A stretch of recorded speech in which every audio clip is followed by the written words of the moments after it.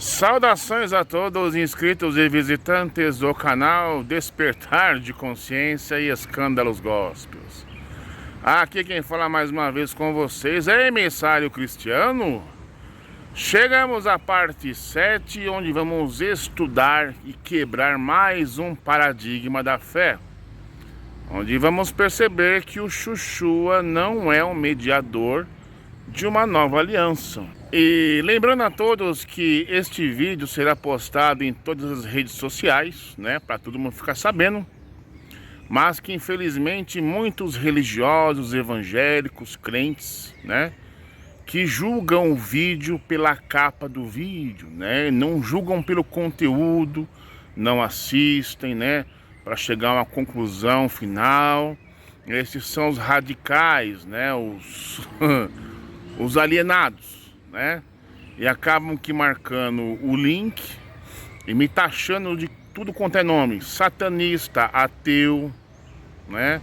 Lembrando que eu não sou ateu nem satanista, tá, gente? Então, assiste o vídeo primeiro para depois falar alguma coisa. Mas crente não gosta de saber, ele gosta de acreditar, né?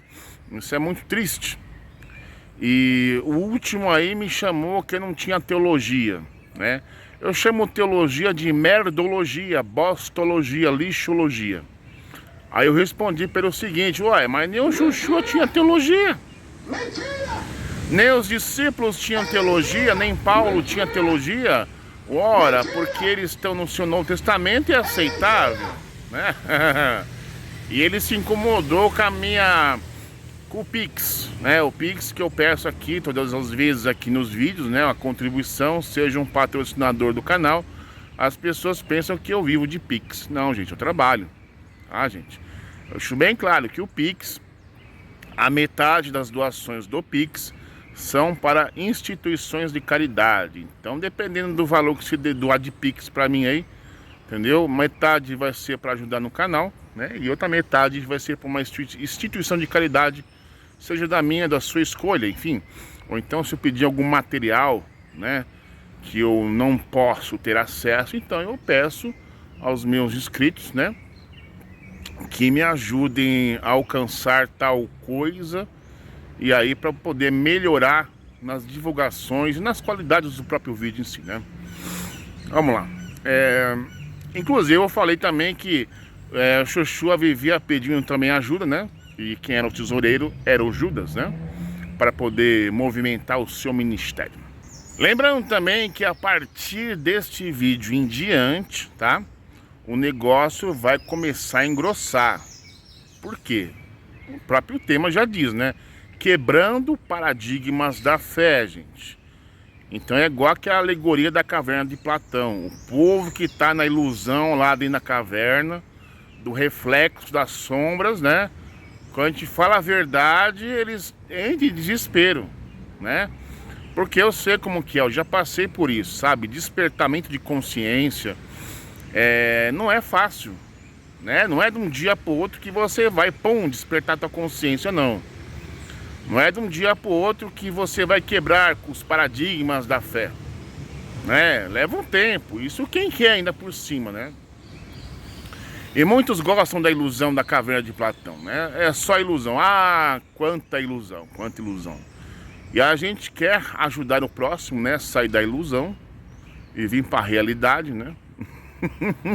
A realidade sendo nua e cruel, né? Do Novo Testamento, né? Enfim, das coisas absurdas. Mas não, eles querem, né, fazer as suas gambiarras teológicas, né? As suas maracutaias, as suas desonestidades de intelectuais acerca do livro chamado Novo Testamento e das pataquadas que existem lá, das contradições e deturpações. Mas como eu, emissário Cristiano, não tenho rabo preso com nenhuma organização religiosa, né? Já passei lá por 30 anos na minha caminhada, nessa caminhada cristã, né? Mas graças ao Eterno consegui me libertar disso. Então eu tô aqui para contar o outro lado da história que ainda não te contaram. Enfim, enquanto você tá indo, já fui e já voltei, viu? Então eu vou contar aquilo que ocultaram de você. Vamos agora para o estudo, mas antes disso eu lhe convido para você que não é inscrito no canal, você que é visitante, Eu convido você a se inscrever-se no canal. Deixa aquele like se você gostou do vídeo, deixa seu comentário, compartilhe. E rumo aos 500 inscritos, gente, 500 inscritos. Depois de 500 vão para 1000, né? Mas chegamos lá, nós chega lá, gente. Muita calma e paciência. Vambora? Solta a vinhetinha.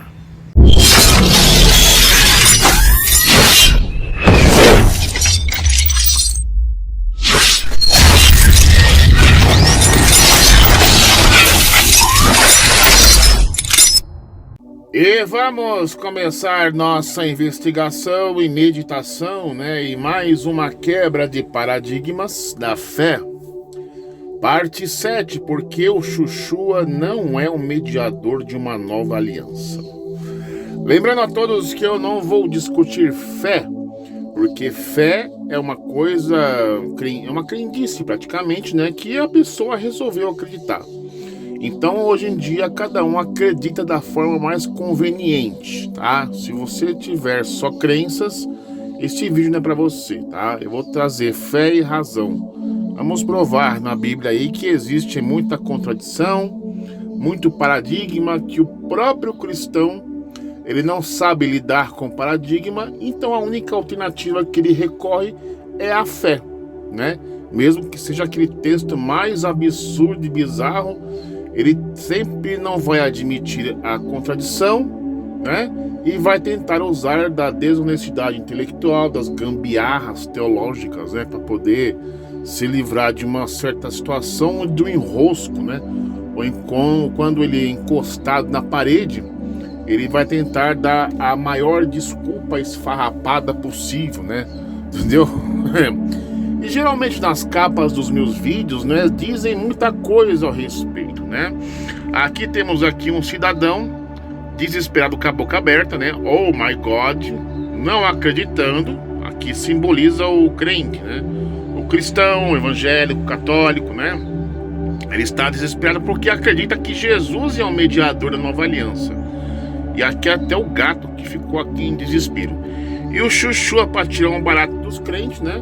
E tipo assim, quer dizer, eu falei e vocês acreditaram, né? É como se fosse o Lula, né? Eu prometo que vocês vão comer picanha com cerveja e o pessoal no desespero vai acreditar.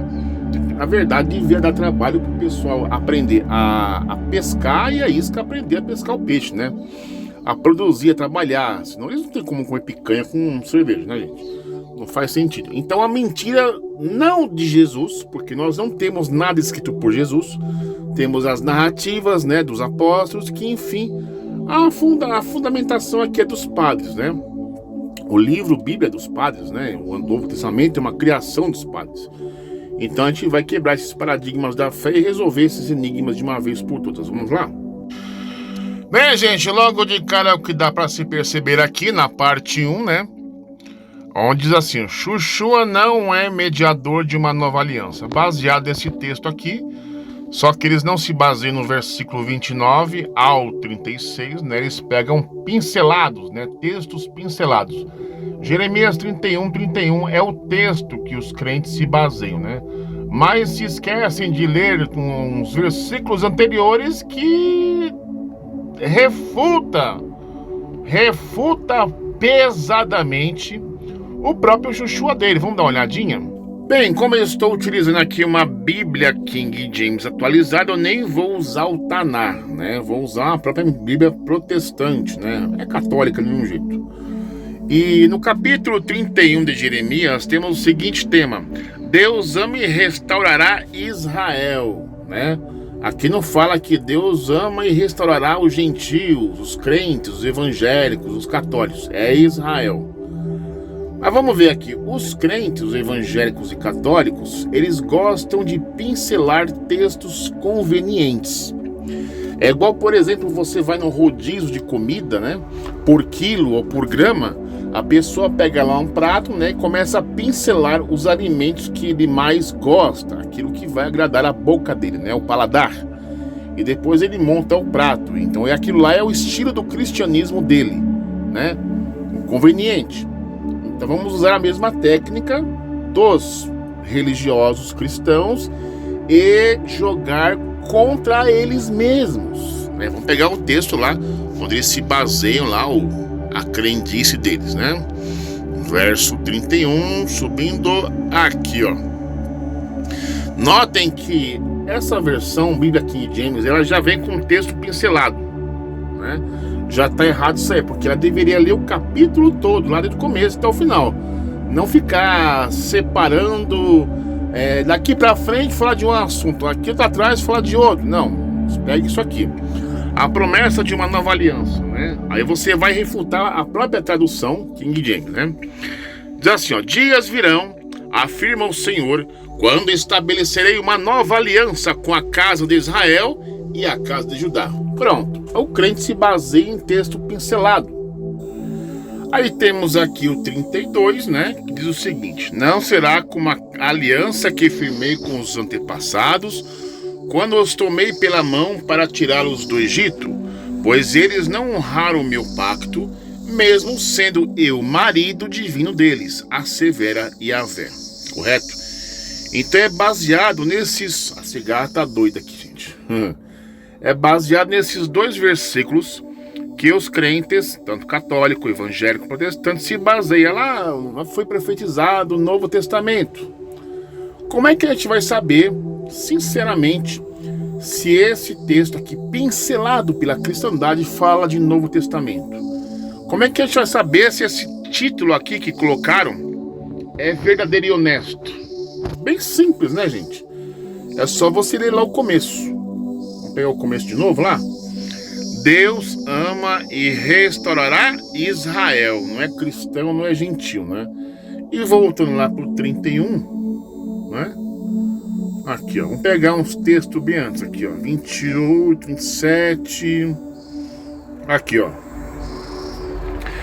Dias virão, revela Yahvé, em que semearei nas comunidades de Israel e de Judá homens e animais em grande quantidade. Assim como estive atento para arrancar e derrubar, para demolir, destruir e arrasar, do mesmo modo zelarei por edificar e plantar, assevera o Senhor.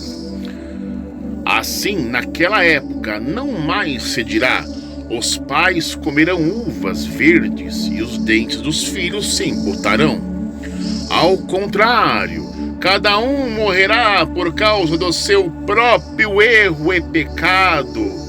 Os dentes de todo aquele que comer uvas verdes se embotarão. Notaram alguma coisa estranha nesse verso 30 aqui? Vamos voltar nele. Agora vamos pegar esse texto aí, ó, de Hebreus capítulo 12, verso 34. É os mesmos textos pincelados pelos religiosos, tá? Vamos lá? Hebreus capítulo 12, verso 24. A Jesus, mediador de uma nova aliança, e ao sangue aspergido, que se expressa com mais veemência do que o sangue de Abel. Então esse texto aqui de Hebreus 12, né? Que fala lá, o mediador de uma nova aliança. Como é quem que escreveu o livro de Hebreus para comer de conversa? Não foi Paulo? Então Paulo fala que Jesus é mediador de uma nova aliança, fazendo-se assim uma ponte com Jeremias 31, 31 e 32. Mas como que a gente vai quebrar este paradigma, hein? Será que ele é ou não é? Vamos dar uma olhadinha lá de volta. E voltando aqui a Jeremias 31 ao 30, né? Ao contrário, cada um morrerá por causa do seu próprio erro e pecado. Ué, então se o profeta Jeremias, profetizando, recebendo a revelação do Eterno, e dizendo que cada um morrerá por causa do seu próprio erro e pecado, para que serve Jesus então? Morreu por quê?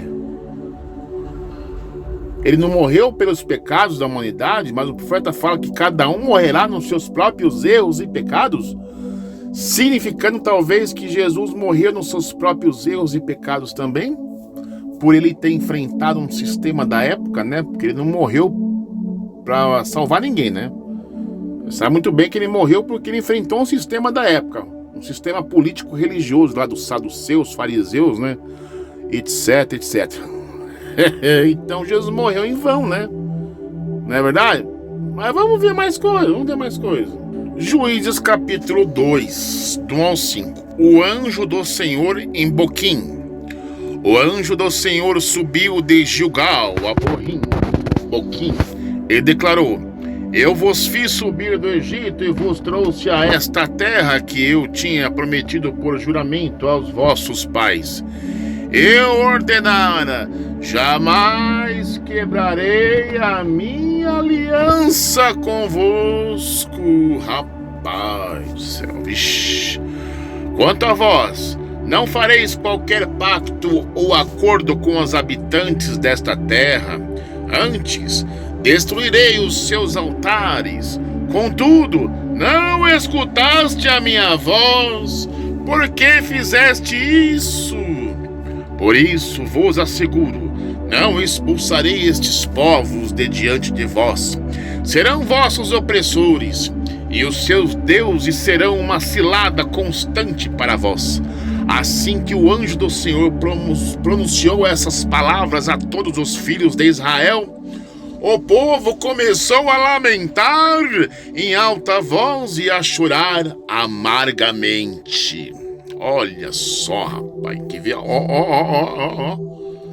Cadê aqui a passagem? É o versículo 1, na cara aqui, ó.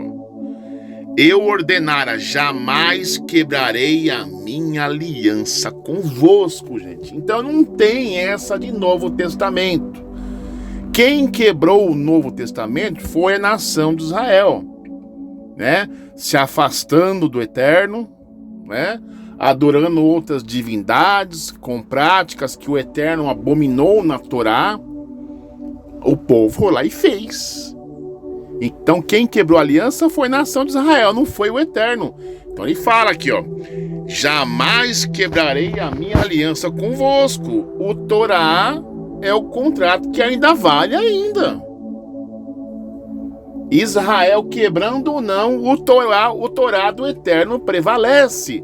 Não tem essa de chuchua com machixe, não tem essa de Novo Testamento, porque Novo Testamento, gente, praticamente é o Eterno voltar atrás.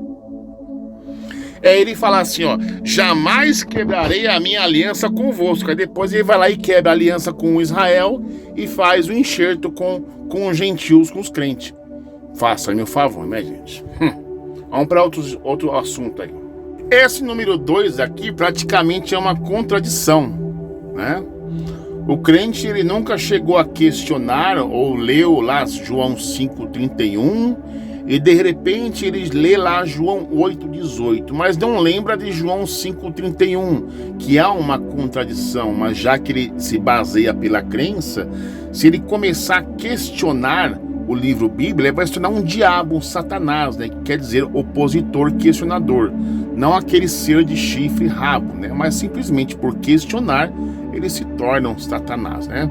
Então vamos abrir aqui o próprio texto, né? João 5,31. João capítulo 5, verso 31. Vamos pincelar os textos igual os crentes faz. Se eu der testemunho acerca de mim mesmo, o meu testemunho não será válido, gente. Entenderam qual que é? Se eu falar que eu sou bom, não, as minhas palavras não têm valor nenhum. Entendeu? Então, se eu pregar o evangelho por pregar, o meu testemunho não tem valor nenhum. Vamos pegar um texto para poder comparar com esse? João capítulo 8, verso 18. Eu testemunho sobre mim mesmo, e o Pai que me enviou testemunha a meu favor. Peraí, tem coisa errada aqui, gente. Eu já pesquei a ideia dessa narrativa de João. Mas para as pessoas que estão me acompanhando, eu tenho que desenhar, gente. Vamos pegar os dois textos, colocar um em cima do outro para a gente raciocinar, né, gente? Aí está o texto. Se eu der testemunho acerca de mim mesmo, o meu testemunho não será válido. Se eu testemunho sobre mim mesmo, no caso, no capítulos anteriores falou que não vale nada, né? Mas depois ele volta atrás e fala assim, ó: eu testemunho sobre mim mesmo, e o Pai que me enviou testemunha ao meu favor. Sendo que anteriormente, ó, no 5, ele falou que o testemunho dele não vale nada. Então eu chamo isso de contradição. Ele fala uma coisa, depois ele fala outra. Percebe? As peças do quebra-cabeça, como não se encaixa. Isso é pegadinha, gente. E olha que João fala que Jesus é a verdade. Aqui não é Jesus, porque nós não temos nenhum livro escrito pelo próprio Jesus. Aqui é uma narrativa de João. Porque se o Jesus fala lá que ele se der o testemunho acerca dele mesmo não vale nada, por que depois ele diz a coisa que o testemunho sobre ele, eu testemunho sobre mim mesmo, e o Pai que me enviou o testemunho a favor, ele dá o testemunho dele que é válido, e o Pai reforça o testemunho. Diz naquela palavrinha: este é meu filho amado, a quem eu comprazo, escutem ele. O Pai tem que reforçar, porque o testemunho dele, ele fala por si mesmo, mas anteriormente ele falou que o testemunho dele não vale nada, gente.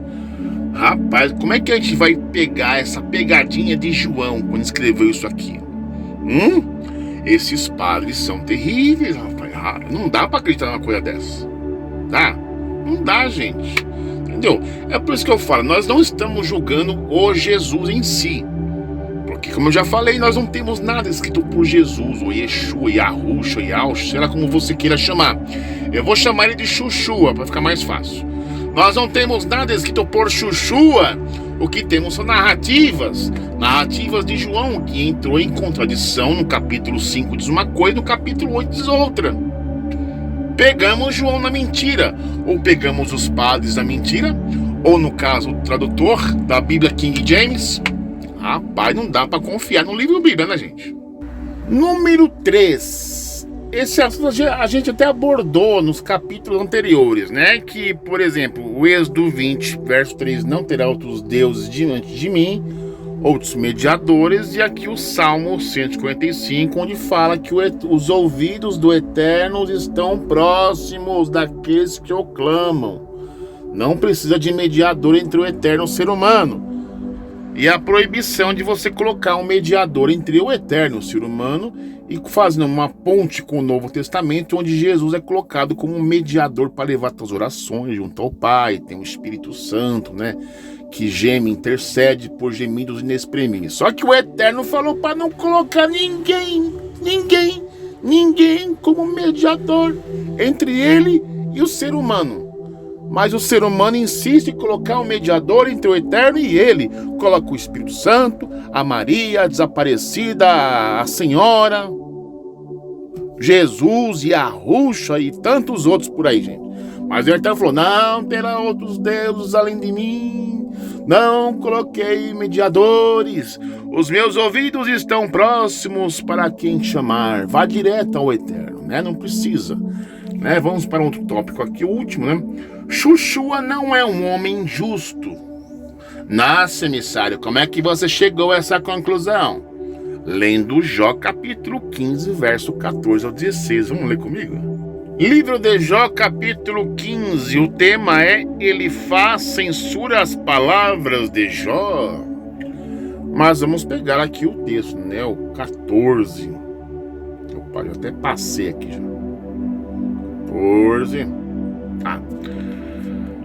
Que é o ser humano para que seja puro, sem pecado, e o que nasce de mulher para ser justo?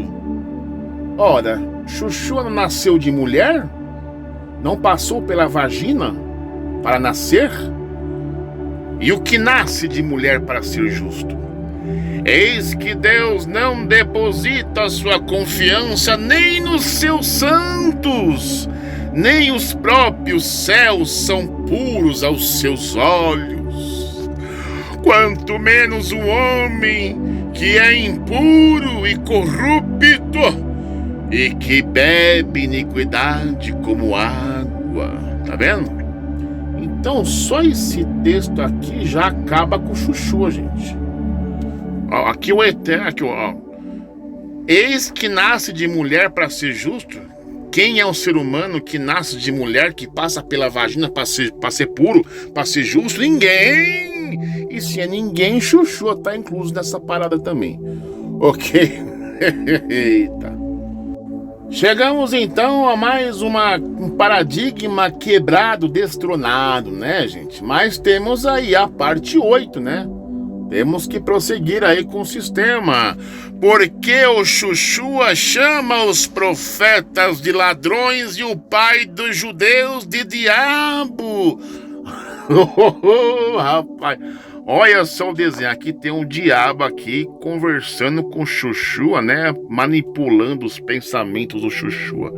Esse aqui tá escandalizado, né? Por que o Xuxua chama os profetas de ladrões, salteador e o pai dos judeus de diabo? Rapaz, essa é a parte 8. Um grande abraço do emissário Cristiano. Até a próxima parte 8. Fui.